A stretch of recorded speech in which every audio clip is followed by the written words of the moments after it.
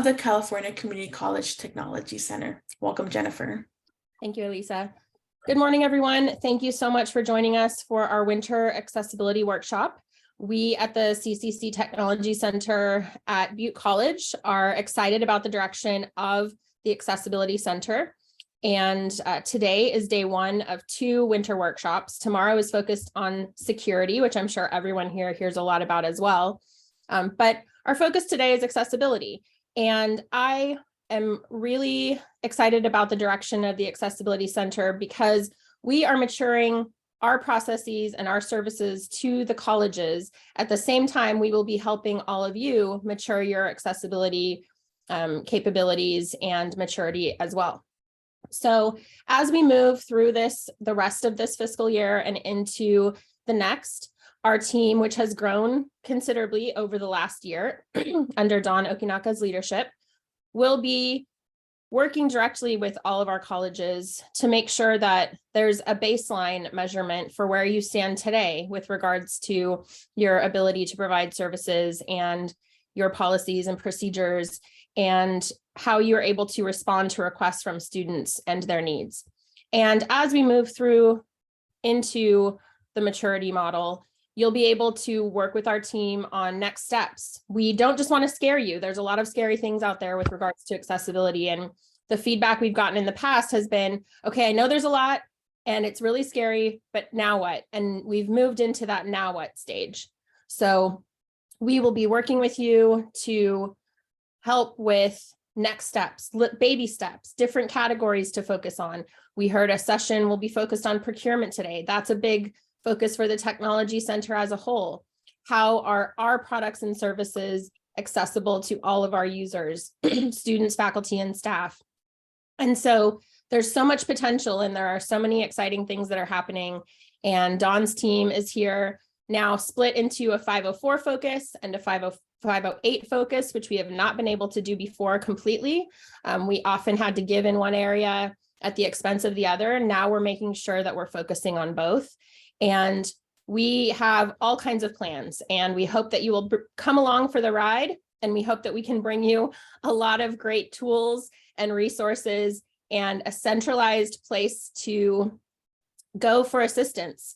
And Dawn's team is here to help and to navigate a scary environment and make it not so scary. And so that you can prove the processes and maturity that you're realizing at your colleges so that you can call it out in reports to your campus community and those kinds of audiences.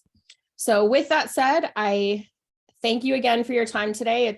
I know it's quite an ask to say be at your desk all day. The sessions are going to be great. And I know that having looked through some of the presentations and getting a sneak peek already, I know you're in for a wealth of information. And I hope that it opens dialogues both in these trainings, on your campuses, and in the greater accessibility community and community of practice. So thank you all for being here today. Thank you, Dawn, for the invitation to bring greetings on behalf of the Technology Center as a whole, where we offer all kinds of educational technology services and tools. And I hope you have a wonderful experience here today. Be sure to provide your feedback as we go. Yeah. Thank you so much.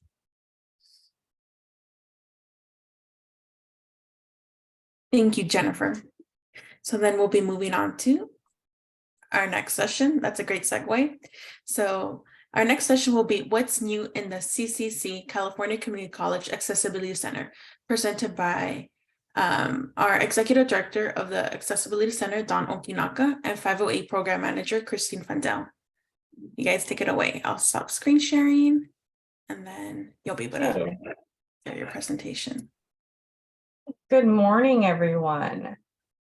We are a few minutes ahead of schedule already, but what I would like to do is start by describing myself, and then I'll have Christine do a brief description, and this helps all of our users who are not in front of a screen, they can see what's going on. So I am a middle-aged, dark-haired woman who today also has blue in my hair.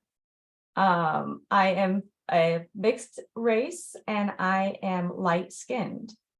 Today I'm wearing a black top. So that gives you a little bit of description of myself. Good morning, everyone. My name is Christine Fundell. I am the 508 Program Manager for the Accessibility Center. I am also middle-aged, regrettably. I have sort of medium brownish, blondish hair, dishwater blonde, I would say. And I am wearing a coral top, although it's not necessarily reading coral on my screen.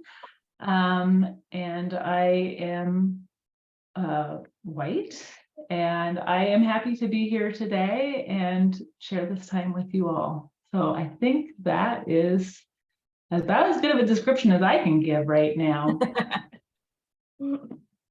All right. So Christine and I today are going to spend a little bit of time talking about what's new in the Accessibility Center in the first half of the year, and a little bit about where we're going to go, where we're seeing ourselves go. So if we can move on to the next slide. As Dr. Coleman we start with strategy. So in the Accessibility Center, we have an overall strategy of embracing the CCC Vision for Success and the Chancellor's Office Call for Action. So some of the ways that we do that is whenever we have a narrative, we make sure that accessibility is a part of that narrative, so that it's ingrained in all of the Tech Center goals. So we've been working with the Tech Center and with the Chancellor's Office about making sure that accessibility is part of the entire narrative and not just an add-on at the end. We are bringing a voice to underserved disability groups. One of the ways that we have done that within the Tech Center is when we do user testing of the applications that are coming out in the future, we are now have a route to invite students with disabilities to be a part of that user tester group. And we are finding that with large enthusiasm, they are joining our testing groups. So we're extremely excited to be able to do that. We also bring disability groups into the discussions. So when I meet with vendors or when we meet with campuses, when we're talking about policies or procedures, we really try and take the different disability groups into consideration and make sure that the voices of those groups are heard. So now moving on to the next slide, this will be slide 3 of our presentation. Our Accessibility Center staff has grown. Last year, it was my project manager, Angela Bockham, and myself. We've now since added Christine Fundell, who is our Section 508 Program Manager, who's also on this presentation with me. We've added Stephen Morowitz, who likes to go by Alex. He is the Program Manager for Section 504. We also have added to our team Lauren Miller, who is our alternate media and assistive technology specialist. She comes to us from Harbor College, so one of our community colleges. We have Elisa Carrillo, who is the MC for the overall today, and she is also our digital content accessibility specialist. Tom Seeker, who is our procurement accessibility specialist, and Avi Advanai. Oh, I messed that up, sorry. Our web accessibility specialist. So that rounds out our staff. We also have brought on quite a few contractors. So we have on the 508 side, we have Damina Stanfield, who is a Section 508 subject matter expert. We have Kokil Seth, who is a web accessibility specialist. We have Monique Smith, who is in instructional design. We have Connie Jones, who works in procurement accessibility. Oh, I skipped Mary Vance, who is digital content accessibility, and Keonda Smith, who is also in web accessibility. On the 504 side, we have Sean Jordison, who does alternate media and assistive technology. We've also brought on Albert Grave. He is alternate media and assistive technology. And then we have Steve Salam, who is a Section 504 expert. So as you can see, we have brought on a large amount of people in the last 6 months. Okay. Let's talk about the services that we offer. So we build and deliver trainings in a wide variety of areas for a wide variety of stakeholders. We have somebody, if we could get that person to mute, please. Thank you. And those trainings, we will list the trainings in a little bit because there's a lot of trainings. We also provide testing to the CCCTC applications before deployment. So we are testing on a regular basis about 6+ products before each release, finding accessibility errors and working towards improving the accessibility of those products. We provide guidance to the colleges in the field on both Section 504 and 508. We do that through a variety of methods. We are actively monitoring the Vision Resource Center, where it's a great place to go and post questions and then be able to see the responses and have discussion among the communities. There are some accessibility challenges with it though, so we do also have our accessibility email that will be posted a little later that questions can be asked through that also. We do provide workshops and discussion hours. So this is one of our workshops. We will have another workshop in June that will be 504 focused. We have our next office hour coming up in February on February 9th from 1 to 2. And that will be 504 program focused. I believe it's going to be specifically on what's new and what's changed within our 504 program specifically. All right, next slide. We still are providing and supporting several products. We have the CCC document converter by Census Access. We have gone to the full document converter this year. So before it had some stripped down methods of conversion. Now every method of conversion that is offered through the product is available. You need a CCC email to be able to access it, but it does not ask you if you're faculty, staff, or student. So anyone can, with a CCC email, can use that product. We provide Equidocs by Onyx. We have about 6 licenses per campus we can give out.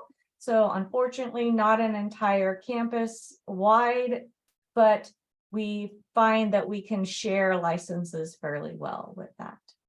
We're piloting the Grackle Suite this year. So if your campus uses Google Suite and would like to try out the Grackle Suite, we do still have some licenses available for that pilot. We have the Poke Tech Instructor Accessibility Guide for Canvas. That is a plugin that your Canvas administrator can add, and it allows for accessibility checking in line within the product. And we'll have a little more on that in a future presentation. We have the Poke Tech web scanning tool, and that is also going to be talked about more this afternoon. And it is for scanning your websites. We have the Shire by Subtitle Horse, which is a new captioning product that we are rolling out in conjunction with CCC Tech Connect. And that is a tool that you can load your video and auto captions into and then make caption corrections. And we have 2 new trainings related to that. I see a question in the chat of how can we get access to these products. If you go to our website, which I will have one of my people monitoring the chat put into the URL.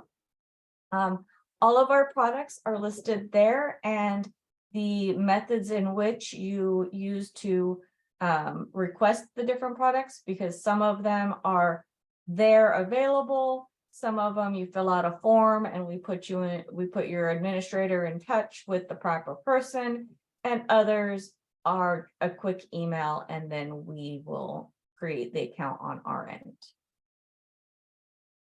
Okay, moving on to slide 7. Another thing that we are offering this year is a WebAIM training. We have partnered with WebAIM to do a document accessibility training. The training covers Word, PowerPoint, PDF, and Excel accessibility. So it's a cohorted course, which means it starts once a month, and you can register for up to 2 months in advance, and we're rolling out new months every month. But it's self-paced in terms of there's not a day and time that you have to do, you have to log in and do your coursework. It takes about 1 to 2 hours a week. And you could conceivably complete it in under 30 days, but we do leave the course open for 60 days. There are quizzes and an exam at the end, so you do receive a certificate of completion once you have finished the post-exam. Let's see here. I see a few questions in the chat. They are, looks like specific. I'll let the people monitoring the chat answer those questions, and if not, then we will circle back to those. Can somebody please put the link to the WebAIM training into the chat so that people can sign up should they want to. All right, so I mentioned earlier that we provide and develop a wide variety of trainings. We currently have Abby Finereader, which is a Zoom. It's a live training that we do via Zoom and AWS. It is targeted for alternate media specialists. And so that one is available. We have math accessibility available also via Zoom or self-paced. Our self-paced courses are in Canvas, in the course exchange, not the course exchange, in the, somebody can put the link into, or it's the Canvas that we do with CVC. We also have a self-paced course on alternate media production. We are in the process of making some of the alt media production courses a little bit smaller, easier to chunk into. So you'll see a change in that. We also have Introduction to Alternate Media as a self-paced course, and a self-paced course for the overview of reading, writing, and text-to-speech tools. On the 508 side, we have Accessibility Basics, and that is both can be a Zoom live training or a self-paced. We have a self-paced training on video captioning. We have a self-paced or Zoom version of the Pope Tech Instructor Accessibility Guide for Canvas. And we are super excited. We just rolled out 2 new courses. We have Shire Basics, which will have Zoom and self-paced. Matter of fact, I believe that we will be advertising very soon for people to register for Shire Basics on March 1st. So look for that to come out. And that course goes over mostly how to get to the product and how to sign up for the product. And then the Shire Advanced course will follow about a month after that. And that will go into a little more about how to actually use the Shire tool. All right, slide 9. We have more training in development. So training that we have been working on and are in various stages of being ready to release. So sometime in the future, We're working on workflows for PDF remediation, understanding the barriers, Kurzweil training, Braille creation, and 2 additional alternate media courses. Those don't have titles for them yet, so that's why they're the generic. And then on the section 508, we have a follow-up to the accessibility basics for everyday accessibility, and we are working on a training for Pope Tech web scanning. All right. Now that we are at slide 10, I'm going to go ahead and turn the presentation over to Christine. Okay, great. We are going to switch gears a little bit, and we are going to discuss what Jennifer Coleman mentioned during her presentation this morning in her opening remarks, which is the accessibility capability maturity model, which several of our accessibility center staff have been working very hard on, and we are very excited about what the accessibility capability maturity model is. First of all, it's abbreviated to ACMM, so I will be calling it ACMM for brevity from here on out. But what it is a series of goals and milestones that we have developed to ensure that colleges are implementing proactive accessibility across multiple areas.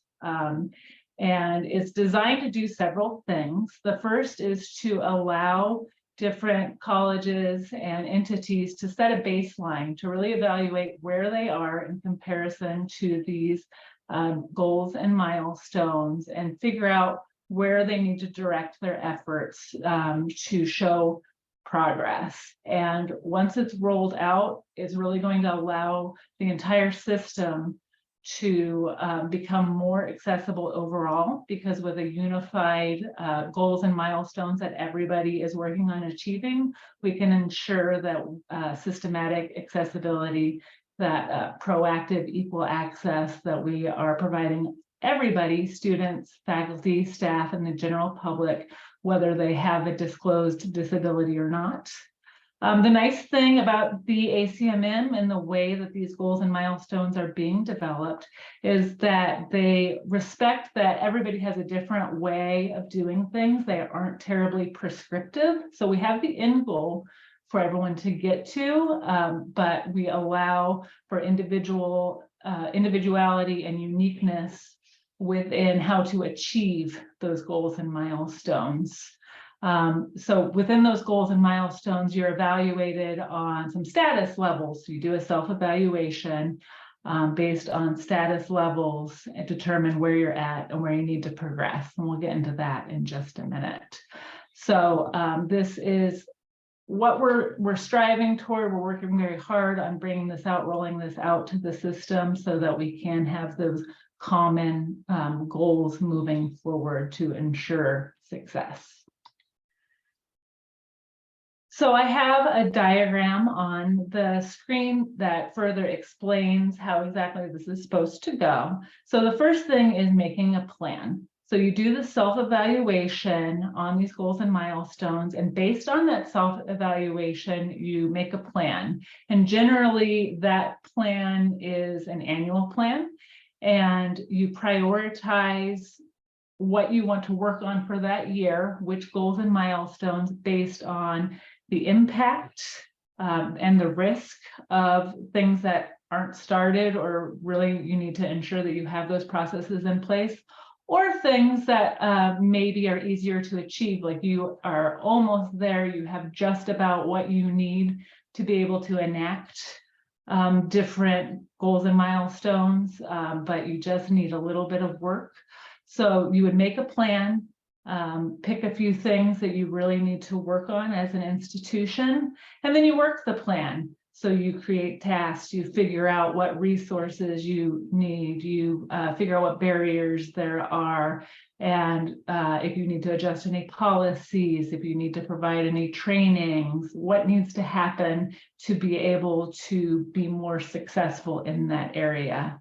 And then you work the plan, those items that you've selected, and then you measure your progress. How did we do?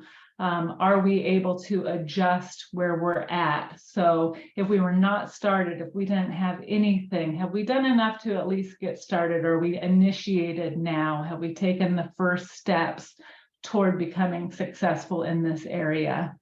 Generally, you would have evidence that would support those status levels that you select. So if you are doing really great things, if you have an established process, you have that documented. So you can say, this is my evidence, this is how I am showing that we have these processes in place to be more successful in this area. And so it's a cycle. So based on how you've done and how that progress is measured, then you make a new plan for the next year and you select new milestones, or you select new ones in addition to some that maybe need a little bit more work, and you keep up with that, and eventually you're making progress and you are becoming established across all areas of this ACMM. So for the California Community Colleges, we have picked several focus areas. They are governance and planning. So do you have accessibility incorporated into your policies, into your events? Is it something that's baked into the institution? Do you need to create new policies? Do you have a steering committee for accessibility, ensuring that some of these things are happening? So that's more of the high level governance. And then we go into processes regarding some of the big areas of accessibility. Do you have procurement processes for ensuring the accessible procurement of, the procurement of accessible information and communication technologies? For web, do your web developers have processes to ensure they're producing accessible web content? And do your content creators have what they need to ensure that when they're making adjustments to the website, that they are accessible? Digital content covers a lot of different things. So that would be instructional materials, communications to students, faculty, staff, employees, general public, making sure that all those different aspects are as accessible as possible. That's where a lot of your communications come in. That's very wide reaching. And then collaborative processes, things that affect multiple, there's overlap in accessibility in a lot of these areas. So if there's something that procurement and web need to be involved in, do you have processes to ensure that the right people are communicating to ensure that accessibility is incorporated? Next, we have training and professional development. So training for applicable people across these areas, but also in orientation and onboarding, because everybody is a content creator at the end of the day, making sure you're getting that information out so that everybody is aware what their responsibilities are in terms of accessibility. And then finally, culture and communication, really making sure that accessibility is baked into events and ensuring that the entire student experience is accessible. And this is sort of the bigger one, right? This is that the big goal is just making sure that you have an accessible culture, that you are communicating, that there are events, that things are happening that really promote accessibility and everybody understands what it is, why it's important, and that the institution is moving toward just being fully inclusive of people with disabilities. So those are the focus areas for the goals, and then there will be milestones within each of these areas that support these overarching goals. So the timeline right now for the ACMM is what we've done so far in fall 2022 is we've drafted the goals, the milestones, and those status levels that you will evaluate against to be able to determine where you are in comparison to the goals and milestones. Right now, we are finalizing an implementation guide and documentation. So we're not just going to throw this at you and say, here, fill this out. Good luck. We have a guide to go along with it to make sure that everybody understands how you go about implementing this. In spring, we will start piloting the ACMM with a few select volunteer colleges. And then this summer, we're going to take that pilot, see how everything went, and we will refine the model and goals, success indicators, status levels, implementation guide, all of these different pieces based on the feedback we receive in the pilot. So it's a big project. It's one we're very, very excited about, and we are looking forward to rolling this out as soon as possible. So next, we want to talk to you about our CCC Community of Accessibility Allies. We have another abbreviation. We are calling it C4A2 because that is a lot of C's and 2 A's. And so it is the CCC Community of Accessibility Allies is the C4A2. It is a community for all of you to get together, talk about your challenges, talk about what's working, what isn't working, the support that you need, things you would like to see, general concerns. And our next meeting is very soon. It is February 15th. It is at 10:30. This will be our second meeting. There was one in September. So this is the second meeting of this group. And there will be breakout groups. So if this will allow people to talk about their area of interest in a smaller format, we will have breakout rooms for procurement, digital content, web, disabled students as DSPS, and alt media. So we welcome everybody to join us. You can join the listserv. I have the full URL on the screen, but it will also be placed in the chat, and that will ensure that you get all the communications and are able to register for our upcoming meeting. So we're pretty excited about that. And other listservs, other ways that you can communicate with us in addition to what was already discussed is we have our Accessibility Center mailing list. We have a listserv devoted solely to web accessibility. We have one that's very popular for alternate media. Then we have that accessibility community listserv that was just mentioned. And you can find all of our mailing lists at cccaccessibility.org/resources/mailing-lists. There you get all of the mailing lists and other lists that are available, instructions on how to join. A quick note about our listservs, it is a manual process. So when you click to subscribe, one of our staff do have to go in and manually add you to ensure that you're a real person. So sometimes you will not get the immediate feedback that you have been added, but I promise we will add you. So just to let you know about that. This is a few additional resources and contact info, and we're going to wrap up the presentation piece or the talking at you piece of this presentation. Our email address is accessibility@ccctechcenter.org. Our website is cccaccessibility.org. We also have the Vision Resource Center community, which we encourage you to join, post, and get information there. And then, of course, we have our listservs as well. So we have several different ways to get a hold of us and interact with us. We encourage you to do so. And we thank you for your time. And we're going to take a look at the chat and take any questions anybody may have at this time. Thank you.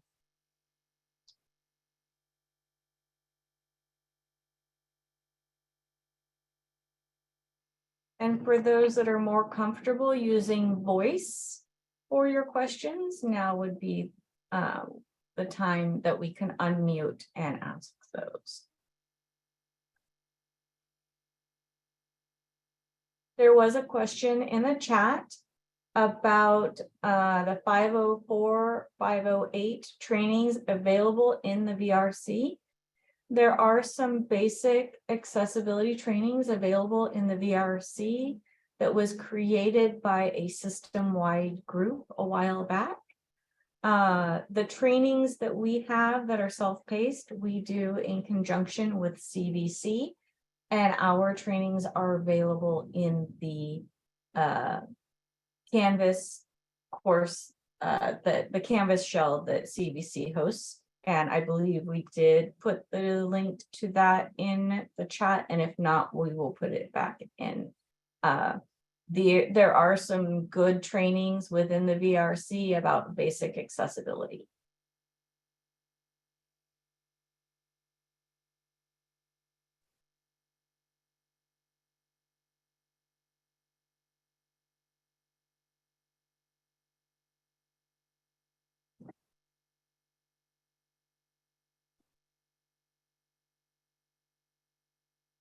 Oh, I think one might have come in to me directly, team. This is Angela. I see a question. How do we request the Accessibility Center to conduct the capability maturity model for baseline at our college?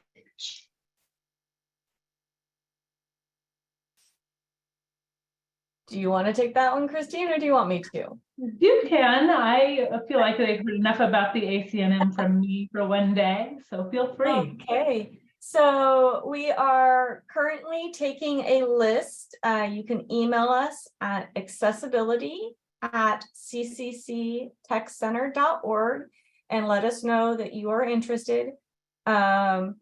We need to hear at a higher level. So somebody at a vice chancellor level, or you can give us a vice chancellor name that we could start talking to, or a CTO. Because we have to get a high level stakeholder buy-in in order for us to be able to come into a campus and see everything that we're going to be asking to see. And so we're taking that list, and we have a couple of campuses identified for the pilot. However, if we're not able to move forward with those campuses, we will be moving to other campuses who have expressed interest. The capability maturity model is built not just in a way where it's achievable, it's also built around all of the settlements and the consent decrees and the results of lawsuits that have happened, so that if the Office of Civil Rights comes in to your campus, the questions and the milestones that we're achieving, the documentation that we're going to help guide you in creating, that's what the Office of Civil Rights is going to ask for. They're not going to come in and ask, did you do effective communication? They're going to come in and ask, what are your policies? What are your procedures? Where's the documentation that you followed those? And so there's been a lot of thought put into making sure that as campuses are progressing through this, the documentation and the results of it are going to be very strong in advancing not just accessibility, but reducing risk. All right.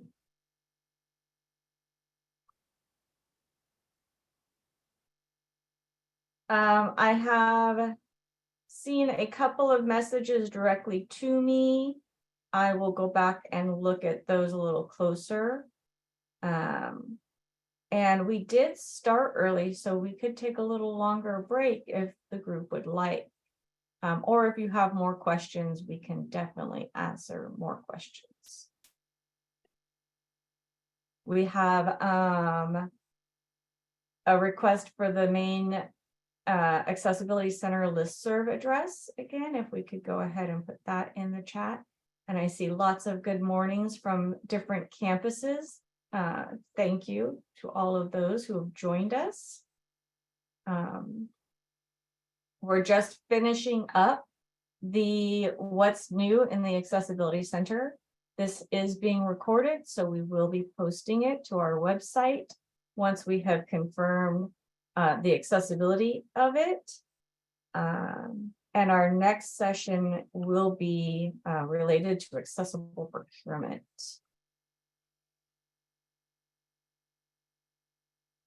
All right, well, with that, I'm going to suggest that I turn it back over to Elisa and that we give everybody a little bit longer break before our next session.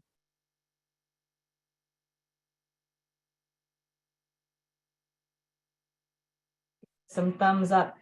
I see lots of people that need a break.